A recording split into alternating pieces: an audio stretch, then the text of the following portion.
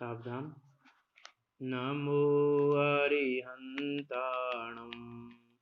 नमो सिद्धाणं नमो आयर्याणं नमो वज्रायाणं नमो लोहे सबसाहुणं। मंगलम भगवान वीरो मंगलम गौतमो गणे मंगलम कुंद कुंदार्यो जैन धर्मोस्तु मंगलम। सर्व मंगल मांगल्यम सर्व कल्याण कारकम प्रदानम सर्व धर्माणां जैनम जयतु शासनम जैनम जयतु शासनम। मंगल में मंगल करन वीतराग विज्ञान नमो ताहि जाते भय अरिहंतादि महान। करि मंगल करियो महा ग्रंथ करण को काज जाते मिले समाज सब पावे निज पद राज। सो निज भाव सदा सुखद अपनो करो प्रकाश। जो बहु विधि भव दुखनिको करियह सत्यानाश करियह सत्यानाश।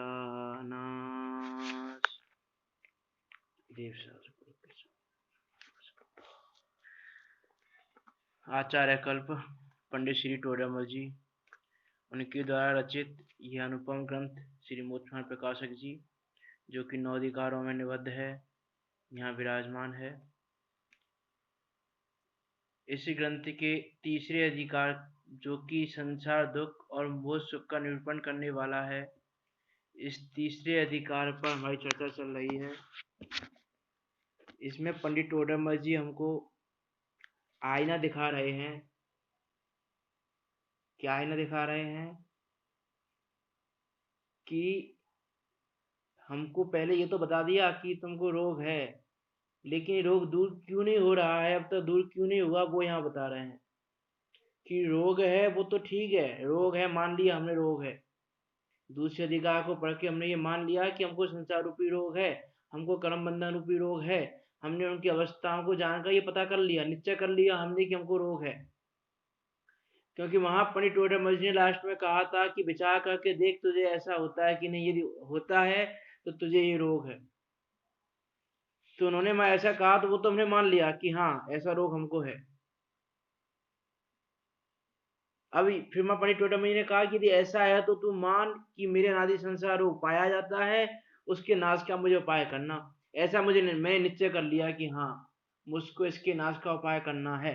तो पंडित टोडरमल जी ये बता रहे हैं कि तुमने ये विचार तो कर लिया कि तुमको ये रोग है और तुमको इसके नाश का उपाय करना है, लेकिन इसके नाश का उपाय करना है।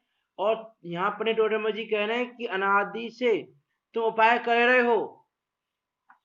ऐसा नहीं है कि उपाय नहीं कर रहा हो जीव, प्रत्येक जीव दुख को दूर करने का, इस रोग को दूर करने का उपाय कर रहा है। उपाय सब करते हैं, लेकिन उपाय करने के बाद भी ये रोग दूर क्यों नहीं हो रहा है, उसको बताने के लिए पंडित टोडरमल जी ने तीसरा अधिकार लिखा कि दूर क्यों नहीं हो रहा है, आखिर ऐसा क्या है, हम ऐसी कहां गलती कर रहे हैं जिसके कारण ये दूर नहीं हो रहा है। कुछ तो बात है जिसके कारण ये दूर नहीं हो रहा है। वो कारण क्या है, उस कारण की यहां बात कर रहे हैं,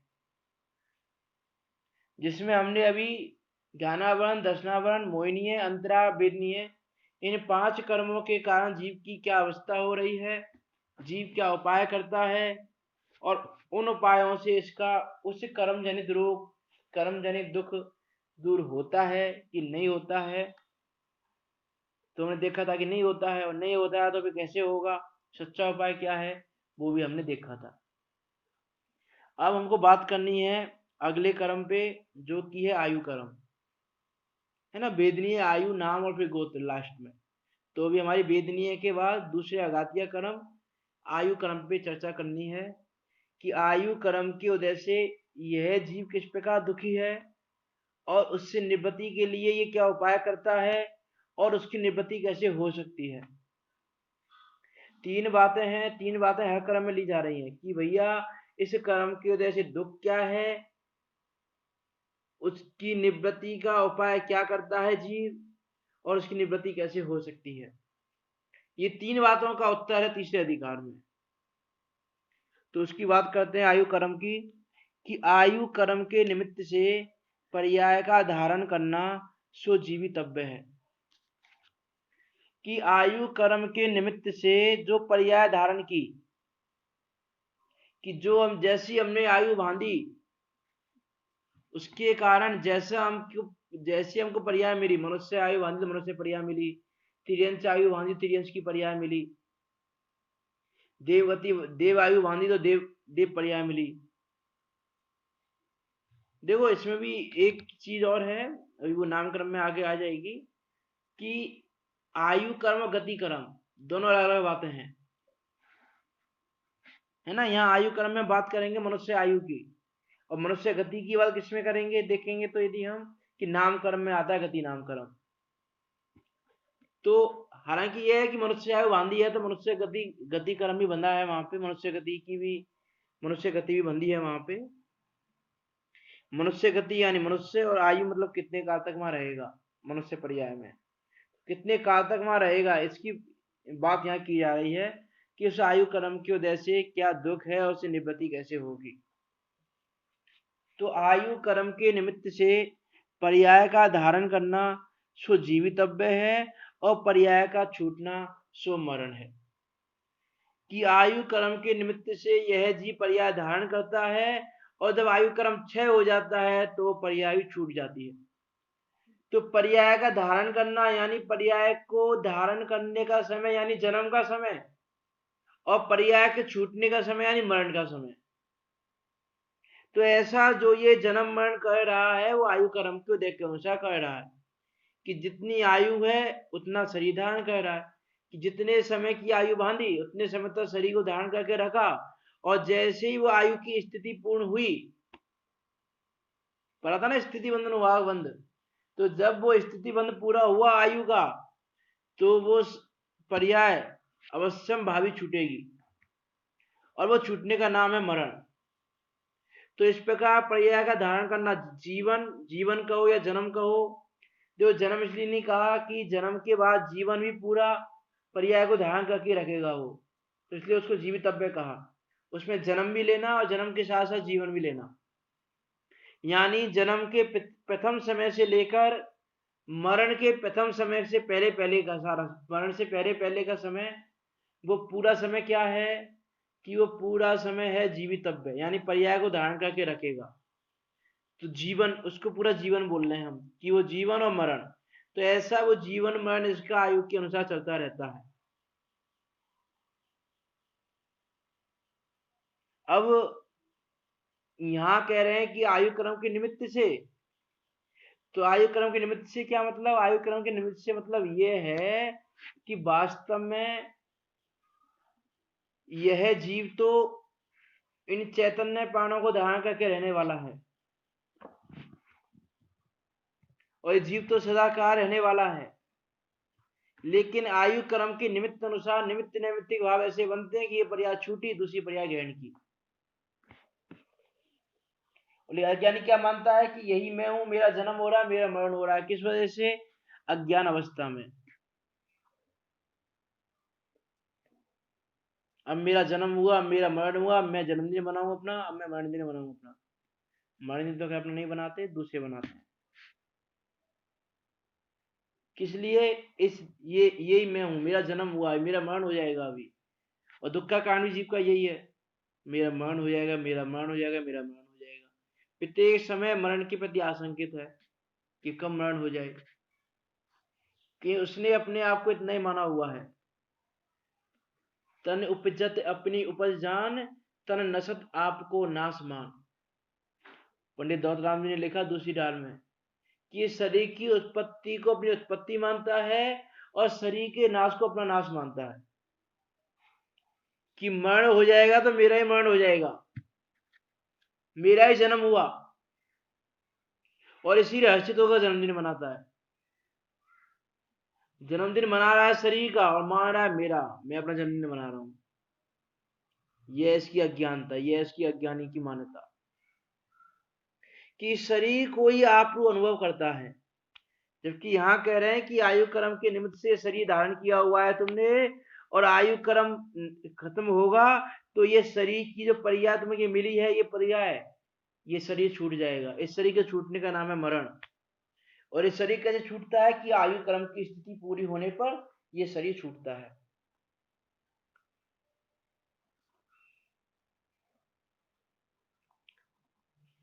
यह जीव मिथ्या दर्शन आदि से पर्याय को ही अपने रूप अनुभव करता है, इसलिए जीवितव्य रहने पर अपना अस्तित्व मानता है और मरण होने पर अपना अभाव होना मानता है।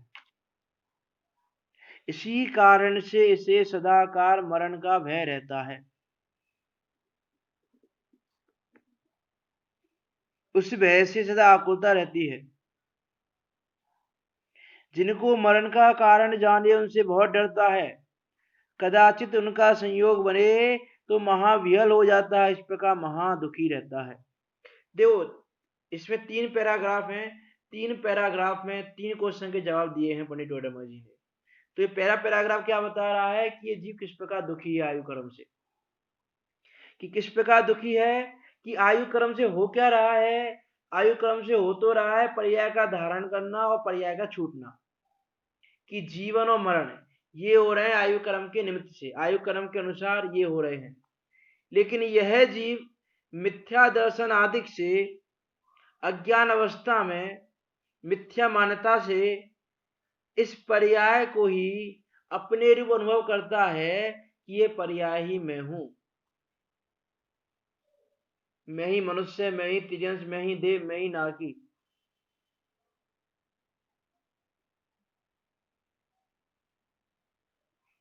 ये नहीं जानता कि भैया मैं कौन हूं वास्तव में। पर्याय कोई आप अनुभव करता है, पर्याय मात्र ही मैं हूं, यही मैं हूं, बस दूसरा कुछ हुई नहीं। मैं विचार ही नहीं करता। अरे यह जीव मैं मनुष्य हूं ऐसा कहकर अपने को बदनाम करता है। बदनाम कैसे करता है, कि जैसे कोई राजा है और वो ये कहे मैं गरीब हूं, मैं गरीब हूं, मैं रंक हूं, या कोई क्षत्रिय है वो अपने आप को कहे मैं शूद्र हूं, तो ये क्या अपने आप को बदनाम करना है। वैसे ही ये भी चैतन्य राज होते हुए भी मनुष्य हूं, मैं तिर्यंश हूं, मैं नारकी हूं, मैं देव हूं, ऐसा कहकर अपने आप को बदनाम करता है। और ये बदनामी कैसे आ रही है, कि पर्याय को आप अनुभव करने से, कि पर्याय को अपने रूप अनुभव करता है कि यही मैं हूं, यही मेरी है, बस यही है मेरा, दूसरा कुछ है ही नहीं। और जितनी बाकी मान्यताएं हैं इस लोक में वो सारी इसी वजह से हैं। तो पंडित दौलतराम ने लिखी ना कि मैं सुखी दुखी में रंग राव, मेरो धन गय गोधन प्रभाव, मेरे सुततीय में सबल दीन, बेरूप सुभग मूरख प्रवीण। ये सारी मान्यता भी इसकी इसीलिए है कि इसने इस शरीर को अपना माना हुआ है, इसलिए शरीर के निमित्त से जो जो अवस्था हो रही हैं उन सारी अवस्थाओं को ही अपनी मान के बैठा है, कि मिथ्या दर्शन आदि से उन पर्याय को आप रूप ही अनुभव करता है, अपने रूप अनुभव करता है कि यही मेरी है। इसीलिए जीवितव्य रहने पर अपना अस्तित्व मानता है, कि इसीलिए जीवितव्य है तो मेरा अस्तित्व है, मैं जीवित हूं तो मेरा अस्तित्व है, और मेरा मरण हो गया तो मेरा अस्तित्व भी चला जाएगा। ये मानता है, यह अज्ञानी की मान्यता, कि शरीर का संयोग है तो मैं, मेरा अस्तित्व है तो मैं जीवित हूं, और शरीर का वियोग हो गया तो मेरा अस्तित्व मिट गया।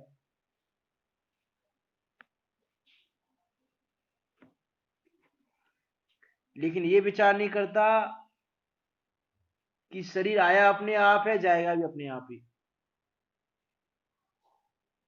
अपने काल में आया है, अपने काल में जाएगा। ना तेरे बुलाने से आया है और ना तेरे बुलाने से जाएगा। किसके बुलाने से आया है?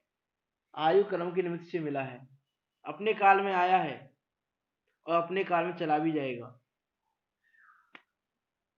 यह जी दुखी इसलिए हो रहा है प्रत्येक समय कि मेरा अस्तित्व तो इस शरीर से ही है।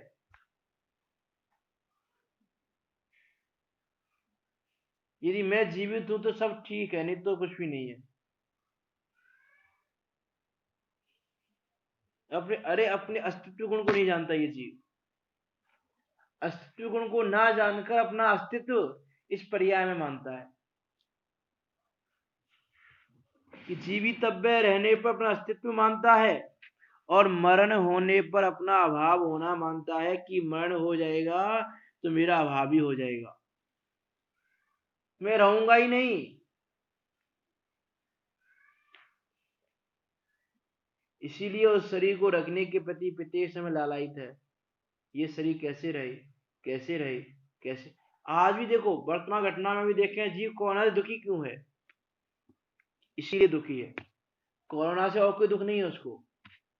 उसको कोरोना से एकमात्र यही दुख है कि कहीं मेरा मरण ना हो जाए, कहीं मुझे कोरोना ना हो जाए, कहीं मेरे परिवार वालों को कोरोना ना हो जाए, कि मुझे कोरोना हो गया तो मैं मर जाऊंगा तो मेरा अभाव हो जाएगा, इसलिए दुखी हो रहा है। दुख का दूसरा कोई कारण नहीं है नहीं दूसरा कारण कोई। इसलिए सम्यक दृष्टि को मरण का भय नहीं रहता। सात भय कहे ना, इस लोक का भय, परलोक का भय, मरण का भय, अकस्मात भय, तो सात भय कहे। उसमें मरण का भय इसलिए नहीं रहता उसको, जीव को। ना इस लोक का भय रहता है, ना परलोक का भय रहता है। क्यों नहीं रहता वो भय? इसलिए नहीं रहता क्योंकि वो पर्याय को आप अनुभव नहीं करता। वो आपको आप रूप जानता है, पर्याय को आप रूप नहीं जानता। और हम इस पर्याय को आप रूप जानते हैं। यही मैं हूं बस। कोई कहे हे आत्मा तो पता नहीं किसी से कह रहे हैं, और कोई कहे मुझसे अरे संदीप, तुरंत हाँ। कि क्या है कि उस पर्याय में आप पना है कि ये संदीप में हूं, ये तो मैंने मान लिया, लेकिन आत्मा में हूं ये मैंने नहीं माना।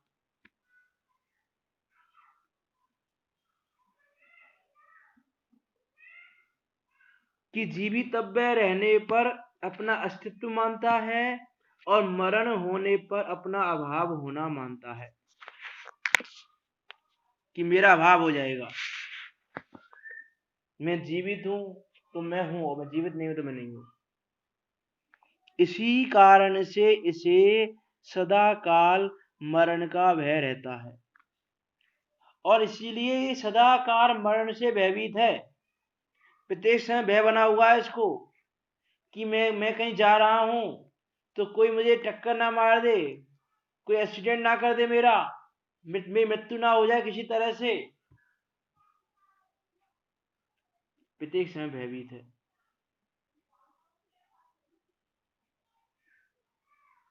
अरे शिखर जी की वंदना करने गया और नीचे की तरफ देख के भयभीत हो रहा है, अरे गिर नहीं जाऊं, कहीं मैं गिर नहीं जाऊं। तो वो भयभीत इसलिए है कि मेरा मरण हो जाएगा गिर जाऊंगा तो। वो मरण का भय वहां पर भी उसको।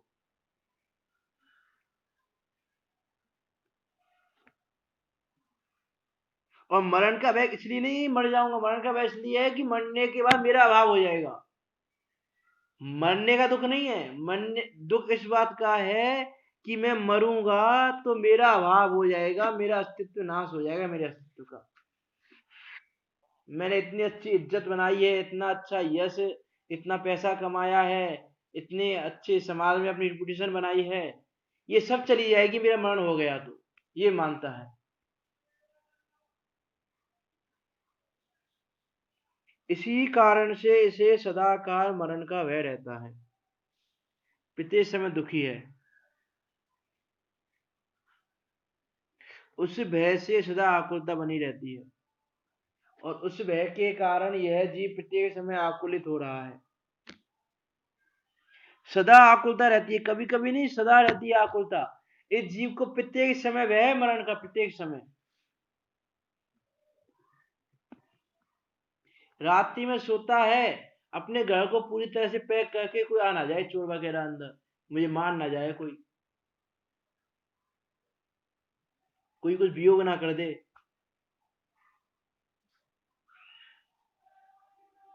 ये मान का भयभीत है, भयभीत है। अरे बहुत सारे लोग तो ऐसे होते हैं, रात्रि में खूब पैक करके सो रहे हैं, हल्की सी कुछ आवाज हुई, अरे कौन आ गया, क्या हो गया, क्या हो गया, भयभीत हो गए तुरंत।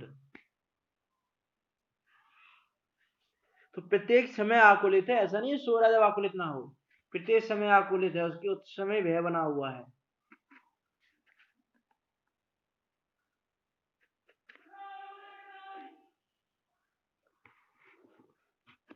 इसी कारण से इसे सदाकाल मरण का भय रहता है, और उस भय से सदा आकुलता रहती है। और जिनको मरण का कारण जाने, उनसे बहुत डरता है। कि जिनको ऐसा जाने कि इनके कारण मेरा मरण हो जाएगा, उन कारणों से बहुत डरता है। जितने भी कारण हैं, रोग है, सर्प है, सिंह है, बाघ है, जंगली जानवर हैं, मित्र शत्रु हैं, उन सब से भयभीत रहता है, प्रत्येक समय भयभीत रहता है, बहुत डरता है उनसे। ये नहीं जानता कि मेरा नाश करने में कोई समर्थ नहीं है, इस पर्याय को मिटाने में भी कोई दूसरा समर्थ नहीं है। आचार्य कुंद कुंद देव ने बंद अधिकार में लिखा, निज आयु छह से मरण हो, यह बात जिनवर ने कही। तुम मार कैसे सकते हो जब आयु ले सकते नहीं, जब आयु हर सकते नहीं। जब तुम किसी का आयु नहीं हर सकते, कोई तुम्हारी आयु नहीं हर सकता, तो कौन तुमको मार दे, और तुम किसको मार दो। ये संभव ही नहीं है, कोई संभावना ही नहीं है ऐसी कि किसी दूसरे के हाथ में जन्म मृत्यु हो मेरी, तो ये पूरे लोक में उतर पुतर हो जाए।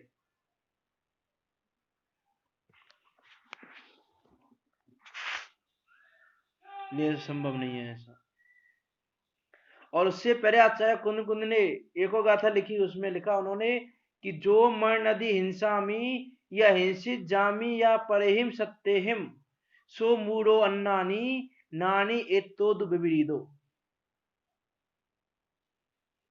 कि जो मर नदी, जो मानता है, क्या मानता है, मैं मारूं और दूसरा मेरा घात करे, मैं किसी का घात करूं कोई मेरा घात करे, जो मान्यता में मारूं पर अरु, घात पर मेरा करे, वो मूर है, अज्ञानी है, विपरीत इससे ज्ञानी है। नानी एतो तो विपरीत हो, इससे विपरीत वो ज्ञानी है। और सो मूढ़ो अन्नानी, वह मूर्ख है, अज्ञानी है। कौन? जो ये मानता है कि मैं किसी को मार दूं, या कोई मुझे मार दे, कोई मेरा घात कर दे, कि ये सिंह मुझे मार देगा, ये सर्प मुझे मार देगा, ये रोग मुझे मार देगा। ये जो मान्यता है वो अज्ञानी की मान्यता है।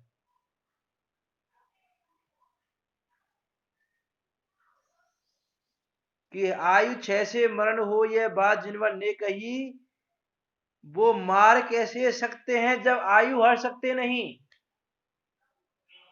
अरे जब वो तुम्हारी आयु का हरण नहीं कर सकते, तो तुमको मार कैसे सकते हैं। वो आयु का हरण करने में समर्थ ही नहीं है, तो कैसे कहें हम कि वो तुमको मार दें। ना मार सकते हैं, ना बचा सकते हैं। छह गाथा लिखना चाहे कुंद कुंद ने बंद दिखाया कि इसके ऊपर 3 गाथाएं मारने के ऊपर, 3 गाथाएं बचाने के ऊपर। कि अरे तुमको कोई मार नहीं सकता, तुमको कोई बचा नहीं सकता। और ये भी इसलिए दुखी है कि मरण के कारण जान के डरता है, और जिनको अपने जीवन का कारण जानता है, उनके प्रति आसक्ति भाव रखता है।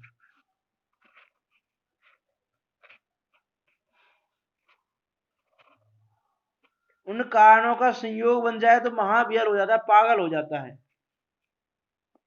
ये नहीं मानता कि भैया इन संयोगों से डरूं मैं तो भी कुछ सिद्धि होने वाली नहीं है, क्योंकि इन संयोगों का आना या संयोगों का दूर हो जाना वो मेरे अधीन तो नहीं है। मेरे बदलने से ये संयोग बदले नहीं जा सकते। अरे किसी संयोग को मैं दूर कर दूं, किसी संयोग को मैं ले आऊं, ऐसी मुझमें सामर्थ्य नहीं है।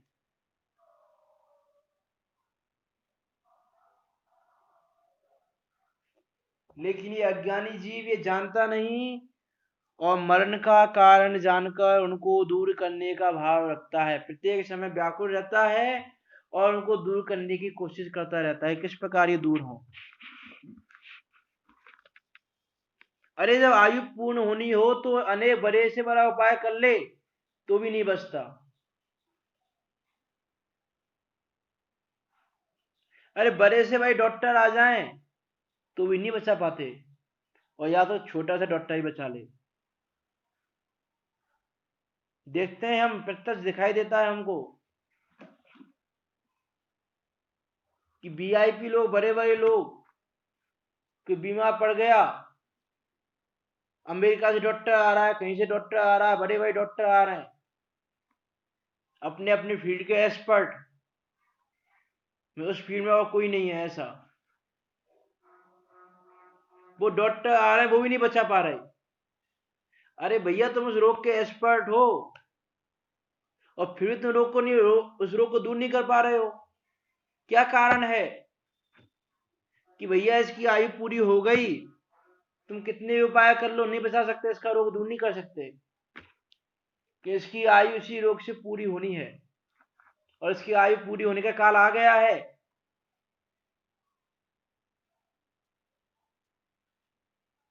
अरे लाखों रुपए खर्च करके भी बचाया नहीं जा सकता जीव को, एज की आयु पूरी हो गई हो तो।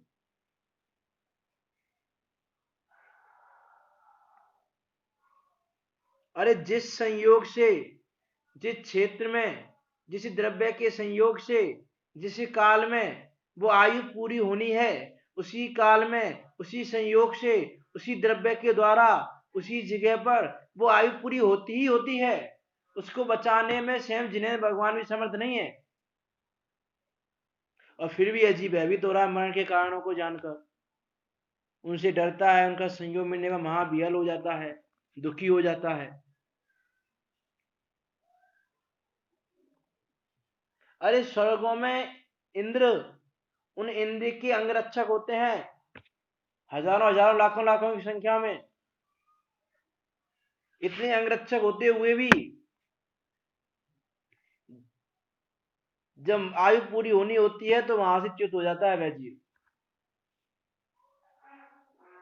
तो आयु से किसको बचाया जा सकता है? किसी को नहीं बचाया जा सकता, क्योंकि कोई आयु दे सकता नहीं, कोई आयु ले सकता नहीं।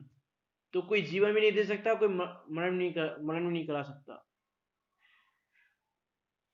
लेकिन यह जीव व्यर्थ में खाली बैठे मरण के कारणों को जानकर उनसे डरता है और उनका संयोग होने पर महाविहल हो जाता है। महाविहल लिखा अपने टोटल ने, कितना दुखी हो जाता है, महादुखी हो जाता है। दुखी नहीं होता, महादुखी होता है।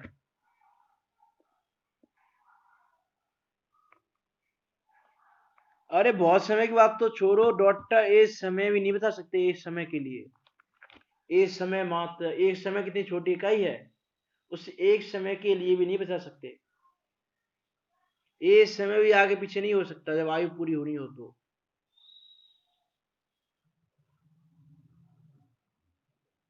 अरे शरीर की अवस्था टिकना वायु कर्म के अधीन है, हमारे अधीन नहीं है। आयु है तो शरीर की अवस्था टिकेगी, और आयु नहीं है तो नहीं टिकेगी।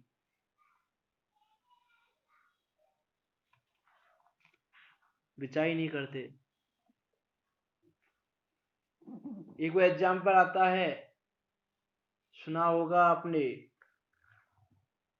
कि एक बार युधिष्ठिर के पास कोई व्यक्ति याचना करने आया शाम के समय। तो उसने युधिष्ठिर ने बोला कि सुबह आना, सुबह तुमको मैं दान दे दूंगा। तो भीम ने ढोल नगाड़े बजाना स्टार्ट कर दिया। पूरी नगर में ढोल नगाड़े बजवा दिए उसने।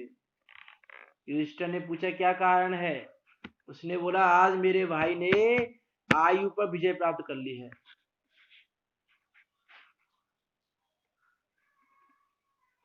क्योंकि ये तुमने उसको ये वचन दे रहे हो कि तुम सुबह दान दोगे, तो तुमने सुबह तक के लिए तो आयु पर विजय प्राप्त कर ली ना, इसलिए ढोल नगाड़े बजा रहे हैं हम। इसका क्या मीनिंग है कि आयु कर्म किसी के आदि नहीं है। क्या भरोसा तुम रहो कि नहीं रहो रात में?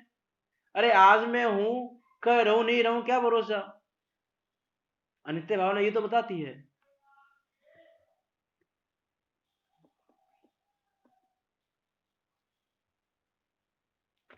कि कल क्या रहे क्या ना रहे, क्या भरोसा? कल का परिणाम किसने जाना है? सर्व भगवान जानते हैं, हम लोग जानते नहीं है कल का परिणाम क्या है।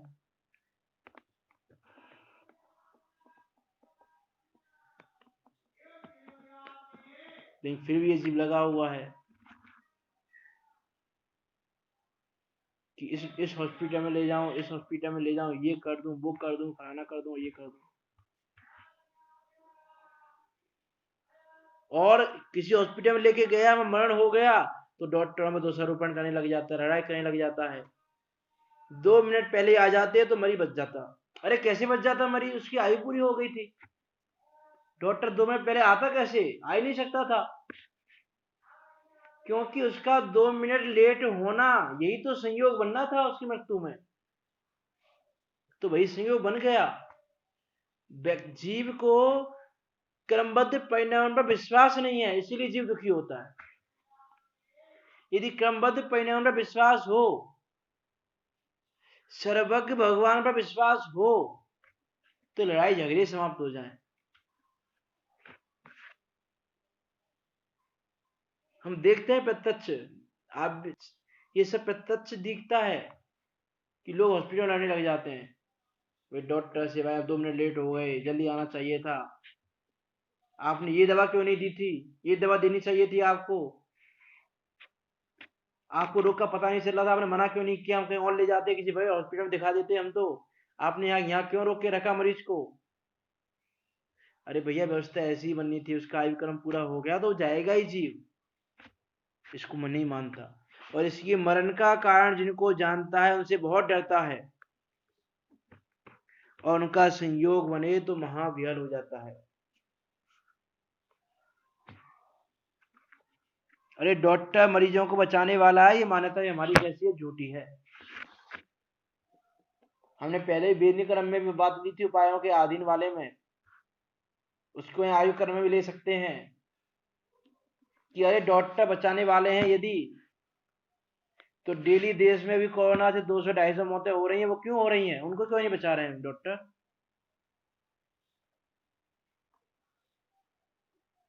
कि डॉक्टर बचाने वाले हैं तो व्यवहार में जो कहा जाए उसकी प्रॉब्लम नहीं है। व्यवहार में क्या कहा जा रहा है? व्यवहार में तो यही कहा जाएगा कि कुमार ने घड़ा बनाया, डॉक्टर ने मरीज को बचाया। नहीं, यथार्थ में बात क्या है वो भी तो हम समझें।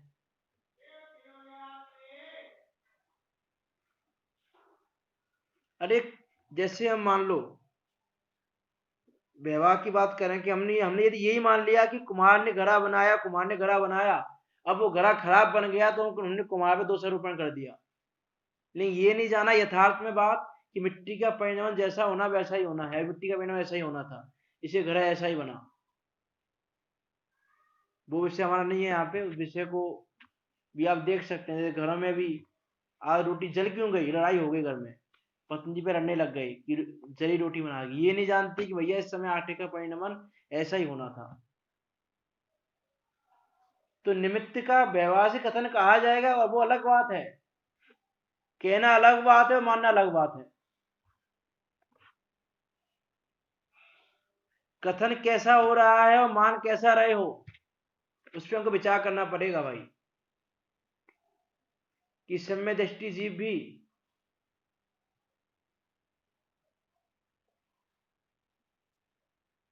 कथन तो कर लेगा, युद्ध का कथन भी करता है,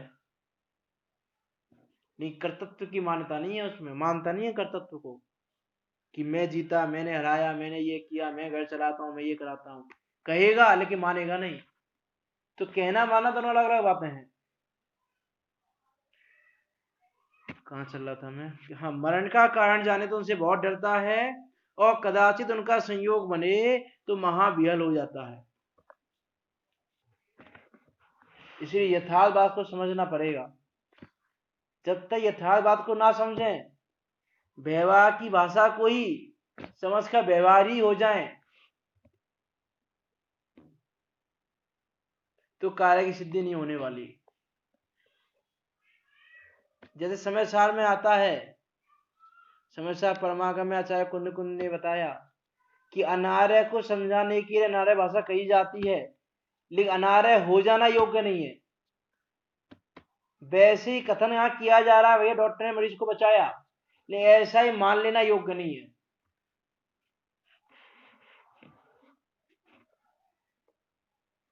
अनार्य को समझाने के अनार्य भाषा का प्रयोग तो करना पड़ेगा। लौकिक में हमको ये कहना पड़ेगा कि भाई डॉक्टर ने मरीज को बचाया। अब इन पुलिस कर्मियों की वजह से कोरोना नहीं फैल रहा है। पुलिसकर्मी इतनी जगह ध्यान रख रहे हैं, हर चौराहे पर खड़े हैं, लोगों को भीड़ भीड़ जुटने नहीं दे रहे कहीं पर। ये सारे कार्य कर रहे हैं, इसलिए कोरोना नहीं फैल रहा है। कहने में तो यही आएगा, जिसको जब कोरोना होना हो तो हो ही जाएगा। भैया ये पुलिसकर्मी बचाने वाले हैं, तो डेली के 10,000 केस आ रहे हैं, क्यों आ रहे हैं? फिर वो उनको रोक के बताएं, यही पुलिसकर्मी बचाने वाले हैं, रोकने वाले हैं, तो एक भी केस ना आए तो हम माने कि भैया पुलिसकर्मी रोकने वाले हैं, लेकिन केस आ रहे हैं। तो कथन की बात अलग है, लेकिन मानना क्या, वो हम यहाँ बात कर रहे हैं, है ना। कथन की बात में इसलिए कि कोई ऐसा नहीं हो भैया संधि हो जाए। डॉक्टर ने ऑपरेशन किया और डॉक्टर जैसे बोले तुमने क्या किया इसमें, इसका आयु क्रम था इसलिए बच गया ये। तो व्यवहार व्यवहार की जगह व्यवहार यूज में लेना।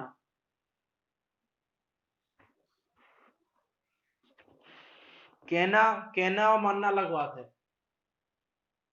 तो उसकी यहाँ ये बात थी कि जिनको मरण का कारण जाने उनसे बहुत डरता है, कदाचित उनका संयोग बने तो महाविहल हो जाता है।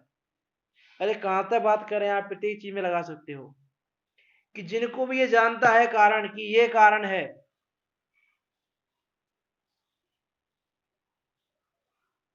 उस कारण को जान के उससे डरता है, इसका संयोग ना हो जाए, इसका संयोग ना हो जाए। और उनका संयोग हो जाए तो महादुखी हो जाता है। इस प्रकार यह जीव महादुखी रहता है। महादुखी है इस प्रकार यह जीव महादुखी कि आयु कर्म के कारण। देखो यदि हम देखें, यह जीव अपनी रक्षा के लिए अपने घरों में बड़ी बड़ी दीवारें बनाता है कि किसी प्रकार से कोई प्रवेश ना कर जाए, कोई शत्रु। जैसे राजा लोग थे पहले, बड़ी बड़ी खाई बना रहे हैं, बड़े बड़े किले बना रहे हैं, इतनी मजबूत दीवारें बनाई, ये किया वो किया, जिससे कोई शत्रु आ नहीं पाए, आक्रमण नहीं कर पाए, कोई मेरा मरण ना करा दे। इसे बड़े से बड़ा किला बनाने में लगे हुए हैं, मजबूत से मजबूत दीवारें बनाई हैं, सब काम करते हैं। लेकिन फिर भी आज तक कौन सा राजा जीवित रहा? जब आयु कर्म पूरी होने को आई तो उनका मरण हो गया अपना। जरूर नहीं है सारे राजाओं का मरण युद्ध में हुआ है। अरे सुखपूर्वक रहते हुए अपने राजमहल में मरण हो गया। विचार करके देखें। और देखो एक एग्जाम्पल और देखें, यदि हम इसका पद्म पुराण से इसका एग्जाम्पल देखें, यदि हम कि चक्रवर्ती लक्ष्मण नारायण, चक्रवर्ती नहीं नारायण, नारायण थे लक्ष्मण, जिन्होंने प्रतिनारायण में विजय प्राप्त कर ली, जिनके आगे किसी की चलती नहीं थी, वहां पर सर्वमान्य राजा, सब कुछ थे, भरा पूरा परिवार, रानियां, पुत्र, भाई, सब चीजें हैं, किसी चीज की कोई कमी नहीं। उनका मरण कैसे हुआ पता? कोई युद्ध में मरण हुआ उनका कि नहीं? युद्ध में मरण नहीं हुआ उनका। कि शत्रु ने मारा उनको कि नहीं? किसी शत्रु ने नहीं मारा उनको। तो किसने मारा उनको? कि जब आयु पूर्ण होनी हुई तो क्या संयोग बना? विचार करके देखें आप इस चीज पर कि आयु कर्म की क्या व्यवस्था है। कि उस समय राम लक्ष्मण दोनों, जो ये तो एक नियोग है कि बलभद्र और नारायण का प्रेम आपस में इतना रहता है एक दूसरे के प्रति, जितना वो किसी और नहीं करते। कि बलभद्र 6 महीने तक लेके घूमता है, इतना प्रेम रहता है दोनों भाइयों में। तो ऐसे उस प्रेम की जब स्वर्ग में प्रशंसा की जा रही है तो दो देवों को कौतूहल जागा कि हम इनके दोनों भाइयों के प्रेम की परीक्षा करने चलें। और परीक्षा करने के नीचे आए और उन्होंने अपनी विक्रिया से वहां जो लक्ष्मण का महल था, लक्ष्मण के महल के आसपास उन रानियों के रोने की आवाज आने लगी। विक्रिया से उन्होंने ऐसा कर दिया और लक्ष्मण के पास खबर पहुंचवाई कि राम का मरण हो गया है। हुआ नहीं है राम का मरण, उन्होंने खबर पहुंचाई कि राम का मरण हो गया है। कि देखें ये भाई अपने भाई राम से कितना प्रेम करता है, कि उसके मरण की खबर सुनकर क्या करता है ये कौतूहल जागा उनको। और इस कौतूहल से कि चलो देखने चलें, तो उन्होंने वहां कहा कि भैया राम का मरण हो गया। इतना सुनने से ही लक्ष्मण ने प्राणों का त्याग कर दिया। अम्मी लक्ष्मण मृत्यु को प्राप्त हो गए इतना सुनने मात्र से। अब बताओ, यहाँ पर कोई रोग था उनको? नहीं। कोई शत्रु था? नहीं। किसी शस्त्र से मरे कि नहीं? क्या रहा कारण की आयु पूरी हो गई। वो देव भी घबरा गई जब मरण हो गया कि क्या हो गया हमसे। लेकिन उन्होंने भी फिर जाना कि भैया वस्तु व्यवस्था ऐसी थी, हमारा निमित्त बनना था, इनकी आयु पूरी होनी थी, इसलिए सारी व्यवस्था बनी है। वो चले गए स्वर्ग में वापस।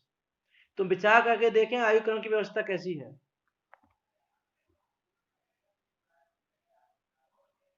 अरे जीव बैठे बैठे मृत्यु को प्राप्त हो जाता है। देखते हैं हम, प्रत्यक्ष देखने में आता है कि खूब अच्छा भला था, ना कोई रोग था ना कुछ था, और पता चला इसकी डेथ हो गई आज। तो लोग आश्चर्य करते हैं, अरे हुआ क्या इसको? कल तक तो सही था पूरा, कल शाम को बात की थी हमने इससे, सब कुछ सही था, कोई प्रॉब्लम नहीं थी। कि हुआ क्या? कि हुआ क्या, आयु पूरी होगी और क्या हुआ? कि आयु पूरी होने पर कोई बचा नहीं सकता। नहीं, आयु 6 से मरण हो, यह बात जिनवन ने कही कि आयु का क्षय होगा तो मरण होगा ही होगा भाई, उसको बचाने में कौन समर्थ है? पहले बहुत सोशल मीडिया पर अभी कुछ वीडियोज आती थी, सीसीटीवी कैमरे की फुटेज, कि कोई व्यक्ति मंदिर में दर्शन कर रहा है, दर्शन करते करते गिर गया और मृत्यु हो गई उसकी। 2-3 फुटेज तो मैंने देखी है, बाकी पता नहीं कितनी आई होंगी। ऐसी फुटेज देखी है 2-3 कि वो दर्शन करते करते गिर गया, उसकी डेथ हो गई वहां पर। तो क्या रहा वहां पर भैया? कि आयु पूरी हो गई, ये हुआ और कुछ नहीं हुआ वहां पर। कि आयु का क्षय हो तो कोई बचा नहीं सकता, मरण हो ही जाता है। इसीलिए मरण के कारणों से डरना वो भी मीनिंगलेस है। इसलिए मरण के कारणों से डरना, उन संयोगों के आने से महा दुखी हो जाना, ये सब इस जीव का पागलपन है, मूर्खता है इसकी, और कुछ भी नहीं है मूर्खता के अलावा।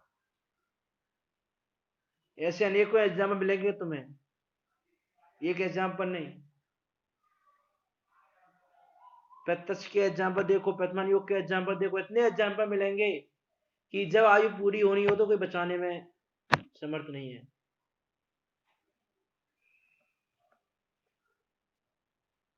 कहीं विचार करके देख सकते हैं हम। जैसे रावण का जीव है कि खूब सर्वमान्य है, सब जगह जीत रहा है, युद्ध में कोई हराने वाला नहीं है, कोई हराने वाला पैदा नहीं हुआ। लेकिन जब आयु पूरी होनी हुई तो खुद के चक्र से ही मारा गया। कि खुद के पास जो सुदर्शन चक्र था उसको लक्ष्मण को मारने के लिए चलाया, और वो लक्ष्मण के पास आके लक्ष्मण की परिक्रमा देके, और लक्ष्मण ने बाबा उसी चक्र से रावण को मार दिया। ये होती है व्यवस्था जब आयु कर्म पूरा होना हो तो।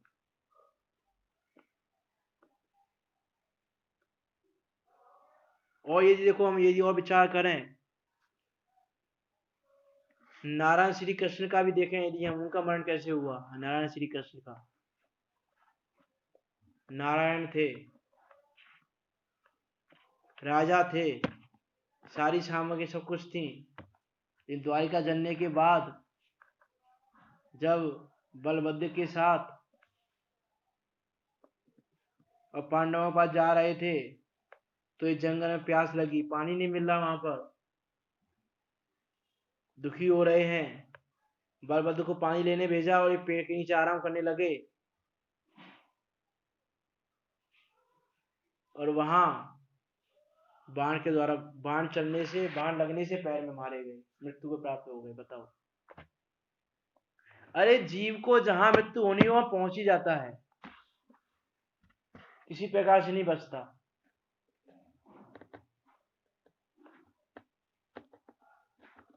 लेकिन विचार ही नहीं करते। यह है आयु कर्म की व्यवस्था, यह है आयु कर्म कि आयु के निमित्त से पर्याय का धारण करना जीवितव्य है, और पर्याय का छूटना मरण है। आयु कर्म है तो जीवितव्य रहेगा, आयु कर्म नहीं है तो मरण हो ही जाएगा, रहने वाला नहीं है। इसीलिए मरण का भय दूर करना ही चाहिए, मरण का भय नहीं रहना चाहिए। इसीलिए देखा ना, तो इसी कारण से सदा का मरण का भय रहता है, उस भय से सदा आकुलता रहती है। जिनको मरण का कारण जाने उनसे बहुत डरता है, कदाचित उनका संयोग बने तो महाविहल हो जाता है, इस प्रकार महादुखी रहता है। ऐसी जीव की दशा होती है। इस प्रकार हम इसको जानकर इस भय को दूर करें। जब भी मरण का भय लगे तो ये लाइन याद करें, निज आयु छह से मरण हो, यह बात जिन वर्णे कही। जिनेन्द्र देव की बातों में इतना भरोसा तो करें कि जिनेन्द्र देव ने कहा है तो गलत तो नहीं हो सकता, और तब भी गलत लगे यदि, तो प्रत्यक्ष एग्जाम्पल देख लें सामने, जो जीव मर रहे हैं। नीलांजना को देखें, आयु पूरी हुई तो नृत्य करते करते मृत्यु को प्राप्त हो गई। इसलिए आयु किसी को नहीं छोड़ती। आयु कर्म का उदय है तो कोई मार नहीं सकता, और आयु कर्म का क्षय हो गया तो कोई बचा नहीं सकता।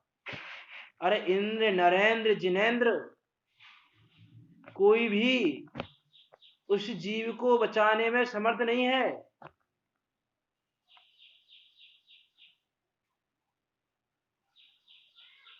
विचार करके देखें, हम प्रथमान को पकड़ के देखें, प्रथमान को उठा के देखें कि अरे लक्ष्मण और रावण के बीच युद्ध के समय लक्ष्मण को शक्ति लगी तो देवता आगे सहायता करने के लिए,